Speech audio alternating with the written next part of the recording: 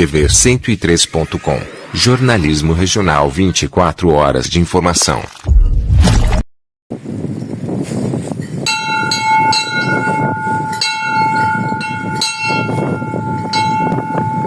Alô pessoal, nós estamos em Santa Fé, em Solânia, na Paraíba, aqui às margens da PB 105, que leva o nome também do Padre Biapina, nesse santuário maravilhoso. Hoje, uma quarta-feira, dia 7 de maio de 2025, e aqui comigo uma das pessoas importantes nessa trajetória do Santuário do Padre Biapina e na história católica do município de Solânia, e por que não dizer da Paraíba. Eu converso hoje com o Padre José Floren.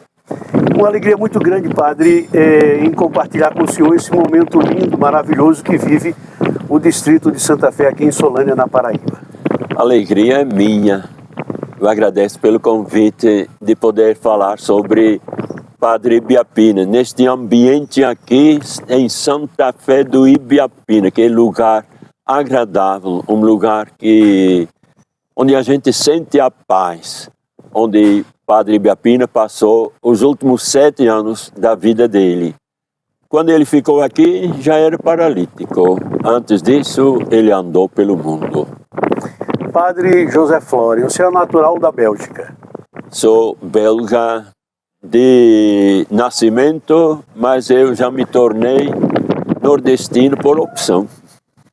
O nome mesmo, José Floren, padre, o seu nome correto belga? Eu fui registrado, meu nome oficialmente é em latim, porque na Bélgica tem um problema linguístico entre o holandês, o flamengo e o francês. E as famílias, assim, para evitar esse problema linguístico, botaram os nomes, era tradição assim, em latim, Joséfos. E me chama Joséfos no documento, uso só no banco. E para o povo é José. Josefas, Joanas Félix, Marta Floren, era o nome dos meus avós e dos padrinhos, que tem dentro do meu nome. O senhor veio para o Brasil em que ano? Eu cheguei aqui em 1971. Quando eu cheguei, eu fui logo nomeado vigário responsável pela pastoral em Solânia, Bananeiras e Solânia, em 71. O senhor se ordenou padre na Bélgica qual ano? Eu me ordenei em 1968. Quantos anos o senhor no tinha? No dia de São João. Dia de São João. Sim. Quantos anos o senhor tinha? Eu tenho 25 anos. Foi ordenado com 25 anos de padre. Aí decidiu vir para o Brasil? Isso é uma história. Primeiro, para ser padre, eu até meus 18 anos, até terminar o último ano do ensino médio, eu pensei em ser veterinário. Falei veterinário. E quando eu tinha 18 anos, eu assisti o enterro do meu vigário lá. E lá, naquela missa de corpo presente, eu botei na minha cabeça quem vai ficar no lugar dele. E aí eu mudei, pensei em ser padre. Já com 18 anos fui para o seminário, e no seminário tinha grandes cartazes.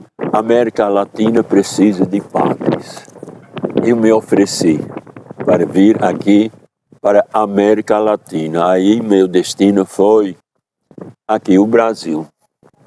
Qual o primeiro estado oficialmente que o senhor pisou e disse aqui eu ficarei como padre, a doutrina católica me ordenou para cá, e como foi essa sua chegada ao Brasil? Eu me coloquei disponível para a igreja no Brasil por 5 anos. Assim foi assinado o contrato entre o bispo da Bélgica e o bispo aqui do Brasil, que era Dom José Maria Pires. Eu estou aqui na Paraíba porque ele foi lá no seminário pedir com urgência padres. Então eu venho por causa do pedido no último ano de teologia. Então Dom José pediu padres aqui para João Pessoa. Foi assim que eu cheguei aqui. E aí vai. Eu fiz uma experiência de um mês em Cabedelo, um mês para aprender a língua também, em Itabaiana, e um mês, 3 meses assim, e um mês também em Areia. E depois foi nomeado em Bananeiras. E pouco tempo depois também em Solânia. Fiquei assumindo a paróquia de Nosso Senhor do Livramento, junto com Dona Inês. E aqui, Solânia, naquele tempo também era um povoado ainda Cacerengue. E foi assim que eu conheci aqui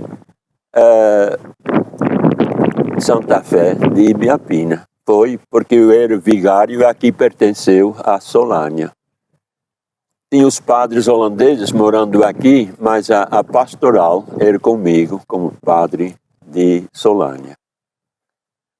Obviamente que há a história do padre José Floren, no seu país de origem, tal, a família, como era a vivência com a família, quantos irmãos o senhor tinha?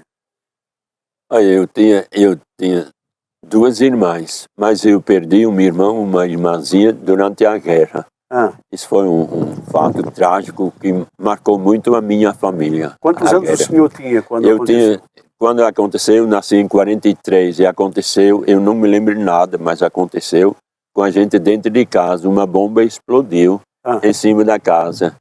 E uma irmã minha de 7 anos morreu com uma viga que fica em cima da porta na cabeça dela. E minha mãe ficou ainda, muitos anos depois, 50 anos depois da guerra, ainda ficou chorando quando falava em Terezinha. Ela tinha o nome de Terezinha e morreu no dia de Santa Terezinha. Tá? Incrível, né? Que história. E outro por causa das circunstâncias da guerra. O senhor vivenciou, vamos dizer assim, metade da guerra e o final da guerra, obviamente, que acabou em 45, né? Acabou em 1945. E dia 8 de maio tem a festa da Vitória ainda sendo celebrada na Europa. Ainda continua. Padre, e os irmãos? Qual o irmão que o senhor tinha homem?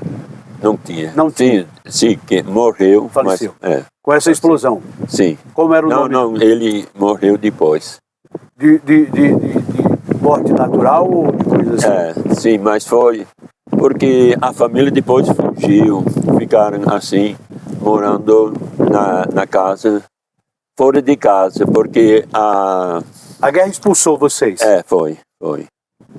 Migraram para outra região. E daí o seu pai era agricultor? Toda a minha família.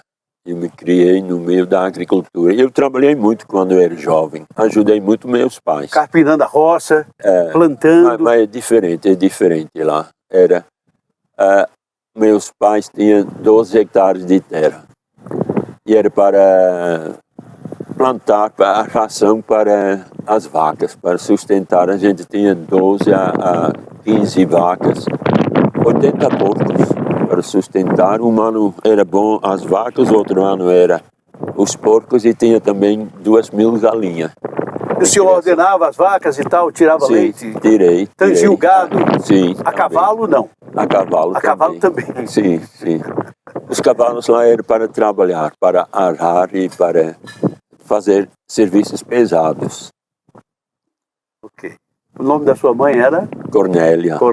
O seu pai? Francisco. O seu Francisco. Muito bem. Padre, voltando para o Brasil, o senhor realmente entrou na Paraíba, assumiu quais igrejas aqui de próximo a João Pessoa, da Grande João Pessoa, enfim? Não, sempre fui do interior. Sempre veio para o interior? Fiquei nos anos 70, era de 1970, eu fiquei 10 anos aqui na região de Bananeiras, Solânia, Dona Inês. E depois passei 10 anos em Gurien, Cajá, Caldas Brandão. E depois fiquei assumindo também um tempo junto com Gurien, Ingá, Itatuba, e Alagoa Grande e Juarez Távora.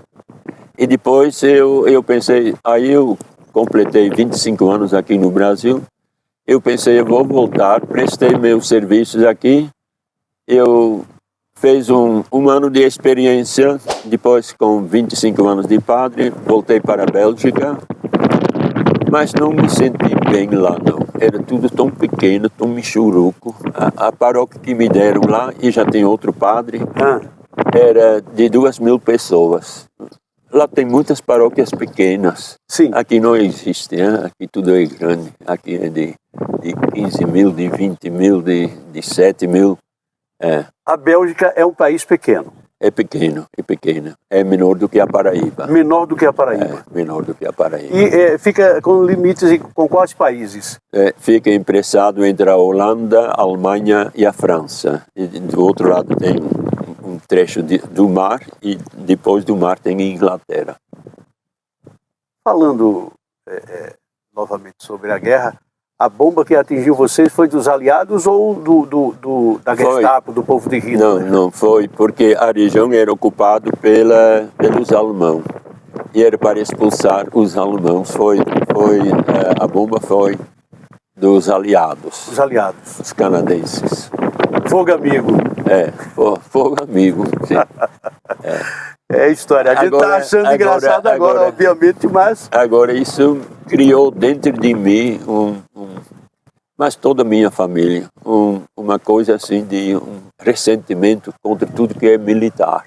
Sim. Isso me marcou. Até hoje eu tenho alguma coisa contra tudo que é de farda de militar. É porque, na realidade, aconteceu na infância, numa época em que estava tudo em crescimento, em visibilidade, em conhecer o mundo, né? É um fato realmente interessante. Isso marcou muito o senhor, obviamente, eu acredito que sim, a todos da família. Padre, falando do trabalho aqui da igreja, voltando para o Santuário Padre Biapina, a gente pode perceber o quanto isso cresceu, né? Porque o senhor acompanhou isso aqui muitas vezes da base mesmo. Né? Quando eu cheguei, essa capela não estava funcionando, era coberta, era usado como depósito da fazenda, aqui na fazenda Santa Fé. Foi o Padre Cornélio que deu entrada nessa capela do jeito que está, essa parte do meio. O lado direito da capela, quem olha para a capela, é antiga. Só essa parte ao lado direito é antiga, tempo de Padre Biapina. E os padres holandeses, Padre Leonardo, então o lado esquerdo foi feito naquele tempo, mais recente. Daí, obviamente... Sim, mas sim, eu vejo, assim, na minha vida, ligado aqui com Santa Fé, tem uma fase, a primeira fase como padre vigário de Solânia, zelando por este povoado Santa Fé. É uma história. Porque naquele tempo o Padre Biapina, o nome dele não era conhecido não. Ninguém sabia quem era o Padre Biapina. Os padres da Paraíba, os padres da arquidiocese, aqui era a arquidiocese da Paraíba, então nem ouviram falar. E Biapina era desconhecido. Só depois de 1883, quando foi o aniversário do falecimento de Padre Biapina, o centenário, então fizeram um seminário em Lagoa Seca. Isso marcou este seminário do centenário do falecimento de Padre Biapina. Isso é muito importante, porque foi a partir daqueles estudos lá em Santa Fé, em Lagoa Seca, que Dom Marcelo viu a importância de Padre Biapina e deu entrada no processo de canonização. Aí é a primeira fase também da minha ligação aqui com Santa Fé.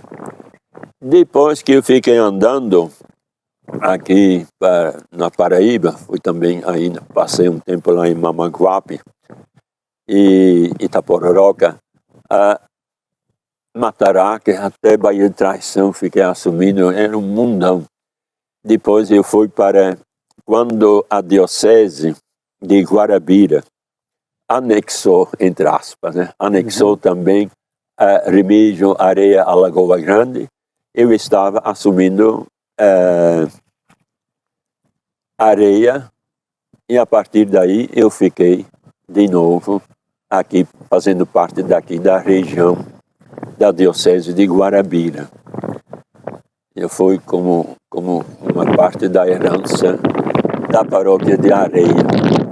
Eu adoeci, foi operado no coração, safena, e quando eu fui operado eu entreguei a paróquia, porque eu vi lá meu antecessor, o padre Monsenhor Rui, depois que ele foi operado também no coração, ele não, nos meus olhos não fez mais nada de futuro, e só manter o que tinha. Eu disse, isso não vai acontecer comigo, eu entreguei a paróquia. E aí Dom Muniz me nomeou aqui responsável por Santa Fé.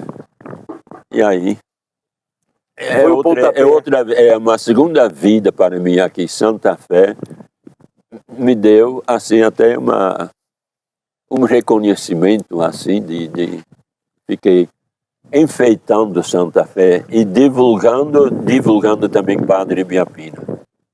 Maravilha. Quantos anos o senhor está aqui nesse santuário? Não, eu voltei aqui depois dos anos 70. Comandando o santuário. Não, eu depois da saída de Dom Muniz. Doutor Muniz. 2004, eu fiquei assim com esta responsabilidade aqui em Santa Fé.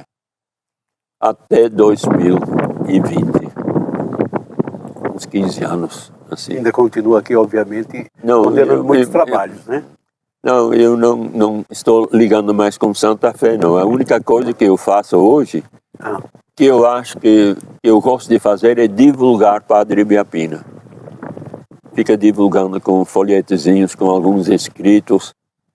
No meu computador tem material para 3, 4 livros. Inacabados. Já colocou algum em prática? Inacabados. Sim. Junta-se tanta informação, né? E obviamente que dá essa oportunidade de ter a oportunidade de escrever a história. Mas falando de Padre Biapina, ele faleceu aqui em que ano? Em 1883, nessa casinha. Na capelinha ali. Não, nessa casa, na casa aqui. E aqui tem outra casa no meio, que foi tirado quando fizeram uma reforma aqui, no tempo de Zé Maranhão. Mas aqui tem uma casa no meio. Depois da inauguração foi Cássio Cunha Lima. Que fez uma reforma total. Foi. Lembro. Padre Biapina, ele vivia sendo auxiliado por quem? Quem estava sempre ao lado dele para dar assistência, porque ele ficou muito doente, né? Sim, ele confiou todas as casas, né? Porque Padre Biapina é muito ligado com as casas de caridade. Apesar que eu tenho uma documentação bastante rica sobre relatos das missões, porque, em primeiro lugar, ele era missionário, pregava missões, e durante as missões ele fez também uns trabalhos bem concretos. Por exemplo, uma das coisas que ficam destacadas, mas não são as únicas, é as casas de caridade. Mas ele fez também um grande número de açudes, porque o problema era a seca, o problema era higiene, o problema era doença. E foi a partir das doenças do cólera que ele criou os hospitais. Aqui foi fundado como um hospital para atender às vítimas do cólera. Depois se tornou orfanato.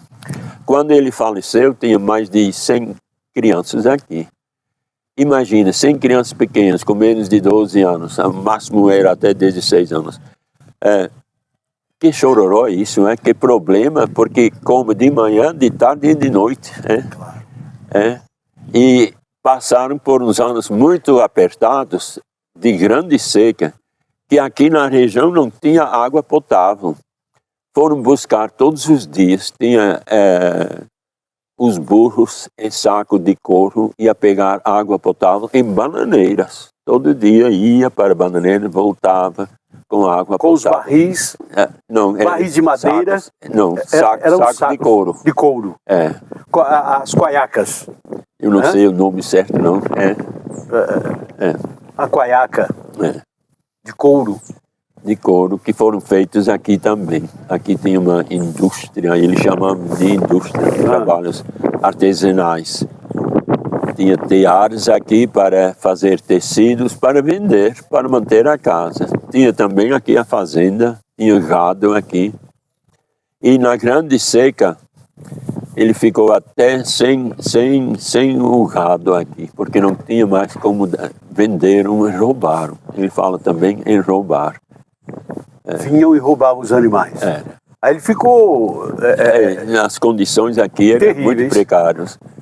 E aí mandou os irmãos, os beatos, o mais conhecido irmão Ignácio, era de origem portuguesa, que acompanhou o padre Ibiapina depois das missões que ele pregou em Açu, lá no Rio Grande do Norte. Sim.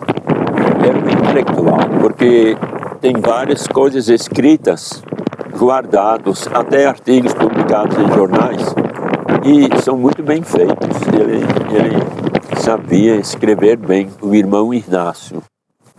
Mas ele se apresentava assim, com muita simplicidade. Andava aqui na região, ia pedir esmola, ajuda até Araruna. Foi também para Mamanguape, e aí está registrado, documentado. Lá foi recebido jogaram pedras nele, lá em Mamanguape. Não foi bem aceito? Não foi bem aceito, não. Mas foi também para Salvador, foi pedir também no Rio de Janeiro. E essas viagens naquele tempo eram por navio. Pegavam o navio, João Pessoa, Recife. Saía aqui do Porto de Cabedelo. E ia beirando assim, beira-mar, com carta de apresentação. Estão guardadas também umas cartas dos bispos que apresentaram o irmão Ignácio, e na mesma carta fala também sobre o trabalho de Padre Ibiapina. Ok, uma curiosidade que me chama muita atenção, Padre José Flore, que é a história do Padre Ibiapina em receber aquelas pessoas que eram rejeitadas,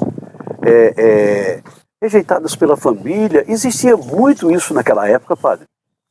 Do filho ser rejeitado, das filhas, era mais mulheres? Não, mas eu acho que isso é muito pejorativo dizer isso, rejeitado. Tinha, sim, rejeitado. Mas o problema era social. Famílias que não tinham condições de criar seus filhos, né? Nasceram os meninos e não tinha como criar, então doaram. E falem rejeitado, mas sim, era para salvar a vida. A família não tinha condições de manter a criança. Não. E tinha outra coisa, era o tempo ainda da escravidão. E aqui também foram criados um bocado de meninos e meninas das escravas que trabalhavam nos cafezais de bananeiras. E que as patroas não queriam mais assumir a responsabilidade de criar essas crianças na segunda metade do século XIX, já chegando ao fim da escravidão. Mas ainda existia, então foram entregues aqui, no anonimato. Aqui tem uma caixinha que roda assim, que era para colocar jirimu e alimentos, mas também colocavam também na roda os bebês, as crianças também. E do outro lado, uma beata tocava o sino, e do outro lado a beata pegava a criança sem saber de quem era. E aqui receberam todos. Tem muitas crianças que receberam o nome também de Ibiapina, como sobrenome. E se espalharam pelo Nordeste. Os Ibiapina, todos são ligados com Padre Ibiapina. E tem também um irmão de Padre Ibiapina, que criou também uma família grande. Mas todos esses Ibiapinas que tem, porque pode procurar na internet. Eu faço isso muitas vezes. Pesquisando. Ibiapina. Aí aparece cantor, aparece médico, aparece não sei o quê. Mas todo tem origem, os Ibiapina, de Padre Ibiapina. Uma das casas, nas casas de caridade, muitos receberam o nome de Ibiapina, não somente aqui em Santa Fé, mas também em Pocinhos, também em Triunfo, também nas outras casas de caridade por aqui, Ibiapina. Padre Ibiapina foi deputado federal. Foi. Naquela época, como era? Ele foi indicado, votado? Como foi essa oportunidade que ele teve? Tinha um colégio que não era... O voto não era pelo povo, né? Tinha os responsáveis para poder eleger. Era indicado? Não, era eleição, mas os eleitores era como agora com o Papa, assim, né? Sim. É uma turma resumida, né? Não é todo o povo, não. Aí os deputados eram eleitos também dessa forma.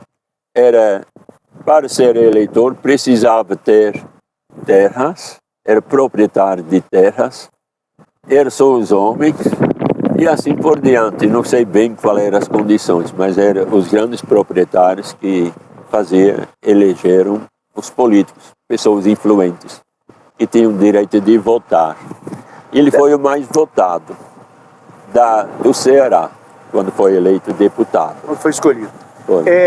Hoje, dia 7 de maio de 2025, acontece no Vaticano, obviamente, o conclave.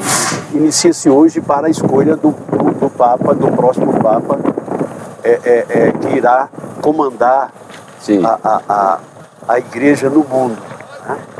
Então, a gente aproveitando aqui, falando, já que o Padre Getúlio falou sobre o Papa e tal, então a gente registra essa data importante no que nós estamos conversando aqui, o que está acontecendo lá na Itália. Obviamente, é importante para o mundo inteiro, que hoje é o primeiro dia oficial que eles entraram, né, para justamente começarem a votar. E essa votação, aproveitando esse gancho dessa conversa sobre a igreja e sobre o Papa, sobre o Padre Ibiapina, no santuário do Padre Ibiapina, obviamente a igreja hoje, ela começa a observar de forma mais rígida sobre esse conclave, né, Padre? Sim. Mas é difícil, tem muitas conversas, mas tem muito fundamento. Sim. Porque não tem lista, não é como na política que tem umas listas, pode ter 2 listas mais de destaque e mais um tanto de outras listas. Lá para o Papa não tem lista. E nem campanha oficial assim, tem campanha, tem sim, um fala com o outro, de boca a boca, assim, vai eleger em quem, o que pensa, não sei o quê.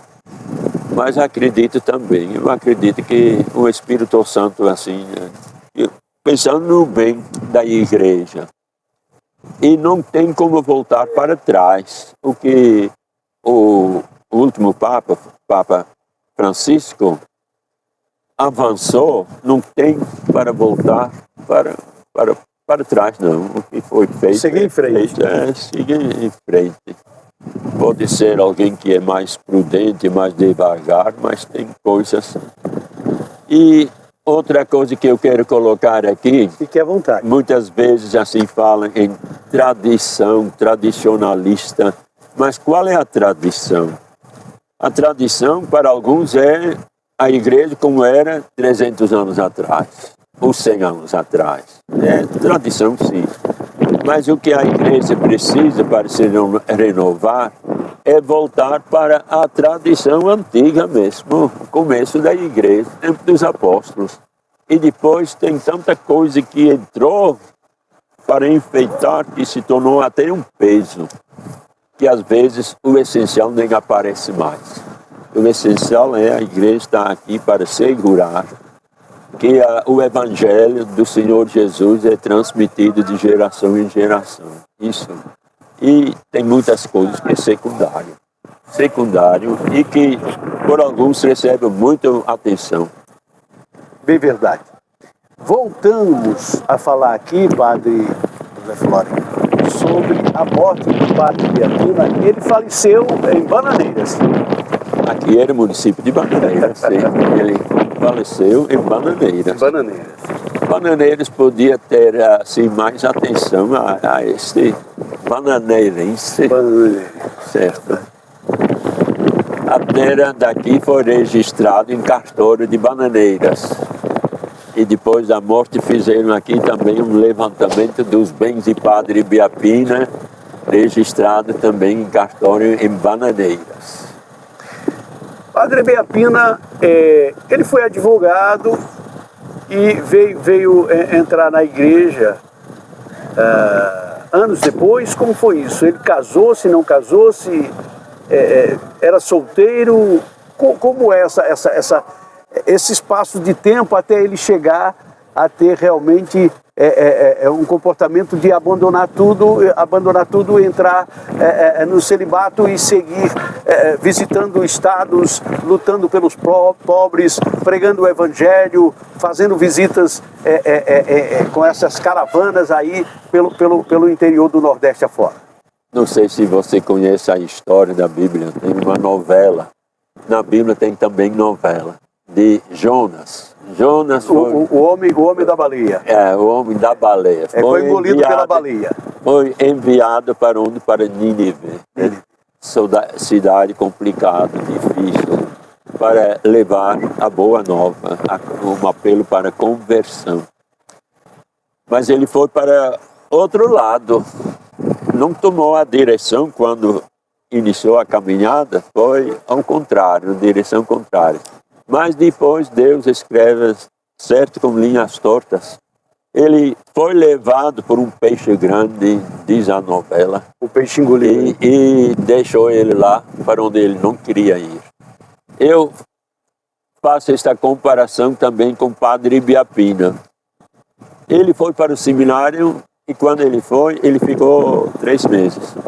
Faleceu a mãe e precisava voltar para casa para assumir a família.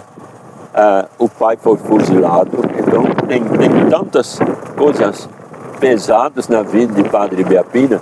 Então perdeu o pai, foi fuzilado, o irmão também foi morto. De forma violenta? Sim, por motivos políticos. Um cunhado também foi morto também, numa morte violenta. Ligado tudo isso com a política, com as posições partidárias dos seus pais para criar um Nordeste, um Norte. Naquele tempo ninguém falava sobre o Nordeste, o Norte mais independente, com mais força política. Mas isso deixa de lado, mas tudo isso influi. Caminho da história. Quando ele tinha 17 anos, ver seu pai fuzilado e o governo toma todos os bens que tinha, ficou sem nada. A mãe faleceu. Isso aconteceu onde? Fortaleza. Em Fortaleza. Perdeu a mãe no 9º filho que ia nascer. Pronto. Aí ele assumiu a família e estudou. E entrou, deixou o seminário, curso de dar a preparação para ser padre, e entrou no direito, no primeiro curso aberto no Brasil. Antes disso, todos os juízes, advogados, tudo de direito, foram formados em Portugal, Coimbra. Aí abre-se um curso lá em Olinda. Ele entrou nesse curso, foi excelente aluno,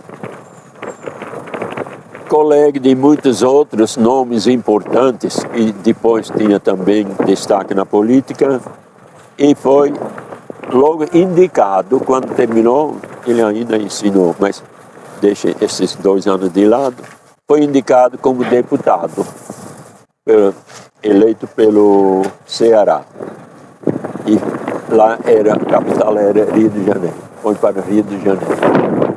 Durante as férias, ele assumiu também como juiz de direito em Quixeramobim. Essas coisas deram tanto desgosto a ele.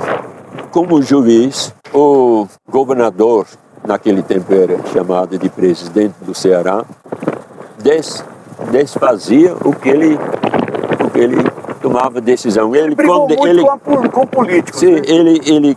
ele condenava alguém como juiz e os políticos soltaram. Isso deu um desgosto. não quis mais nem saber. Na política a mesma coisa. Ele mesmo usa a palavra bajulação, tanta bajulação e corrupção e desvio de dinheiro, até acusou o ministro das Finanças por desviar o dinheiro do Estado, do governo.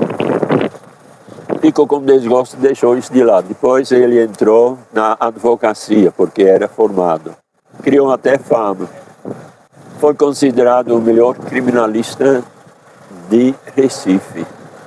Pleiteou também 2 anos em Areia, mas também não deu satisfação, assim, por causa que ele perdeu umas causas que ele estava defendendo a verdade e o direito. O advogado faz isso, né? Defender Sim. a lei e a verdade. E perdeu. Deu outro desgosto nele e não quis mais saber da vida pública. Retirou-se, ficou meditando e foi apresentado. Ele mesmo tinha vergonha de pedir ao bispo, outros apresentaram ele e foi ordenado padre. E aí o bispo, vendo a capacidade dele, vigário-geral, logo vigário-geral. Foi ordenado vigário-geral. Entrou logo como vigário-geral. É. E professor no seminário, mas depois que ele fez umas visitas como vigário-geral no interior de Pernambuco, aqui na Paraíba, então deixou a vida mais fácil da capital e ficou vivendo aqui no meio do povo. E começou 20 anos de andanças, 20 anos de andanças. Que essas andanças, obviamente... E que pararam aqui, os últimos 7 anos aqui, Justo, paralítico. É isso que eu ia lhe perguntar. Ele ficou em cadeira de rodas um bom tempo... 7 anos. 7 anos. E adoeceu em Pernambuco. Faleceu ali naquela casinha, naquela caminha ali onde está? Não, era não. Eu ainda conheci uma cama aqui, talvez era original, e digo talvez. Era de tiro de couro. Quando eu cheguei, traçada a couro. Quando eu cheguei aqui, tinha uma cama aqui que disseram que era do tempo de Padre Ibiapina. Se era dele, ninguém podia... Mas era da época. Era da época, era uma de madeira boa e tiro de couro, traçado assim. Ainda existe, mas é raro ver isso. Ok. Essa já é uma cama mais moderna, mas não pra é... história. Como certamente não era de Padre Ibiapina. Bem verdade. Mas ali retrata... Mas no museu, assim, a gente tem que se arrumar. A história é verdade. Padre José Flori, eu quero agradecer. Obviamente que cada sequência que o senhor vai contando, a gente vai se apaixonando pela ideia, vai aprendendo, vai entendendo essa luta contínua da Igreja Matriz de Santo Antônio. Vocês, tanto o senhor como o Padre Demétrio e os outros padres da Diocese, através do próprio bispo mesmo. Agora, em pouco tempo que Padre Demétrio assumiu aqui, ficou outro aspecto aqui. Né? Tomou outra vida. Outra vida, vida nova. Vida nova. Falando disso, sobre a canonização do Padre Ibiapina, ele agora como venerável, a tramitação agora está bem mais próxima. Tá, é um sinal que o processo está andando. Ficou parado, deram entrada em 1992 e depois, primeiro assim, ofereceram uns textos lá e Roma mandou dizer, não é deste jeito não. Aí, volta. E quem estava assumindo era o Padre Sadoc. Depois a Roma pediu também para o postulador, aquele que defende a causa, para morar em Roma. E aí, Padre Sadoc entregou, ficaram outros assumindo, mas não fizeram nada. Ficou só em pensamentos. Mas agora está andando. Desde 2016. 2016, Dom Lucena deu vida nova no andamento. Retomou. E ele entrou com força total, Dom Lucena, né? Foi. Porque realmente chegar a venerável era uma coisa que não se esperava muito há tempos atrás, né? E depois foi indicado outro postulador, E vai, E está caminhando. está caminhando. Terminar dizendo, Padre Mestre Biapina, inspirai-nos, para o venerável Padre Biapina nos inspirar para viver o Evangelho, pé no chão. Conversei aqui com o Padre José Floren, cidadão solanense, paraibano, e com essa vivência maravilhosa aqui no Nordeste brasileiro. Um belga que se tornou bem interiorano, simpático. Gosta de buchada? Eu gosto. Da comida nordestina? Sim, mas me lembro quando falo em buchada eu fico marcado assim. Sim. Fui para um casamento, depois eu fiquei 4 dias doente por causa de buchada. Mas isso quando comeu a primeira vez, hein? Foi.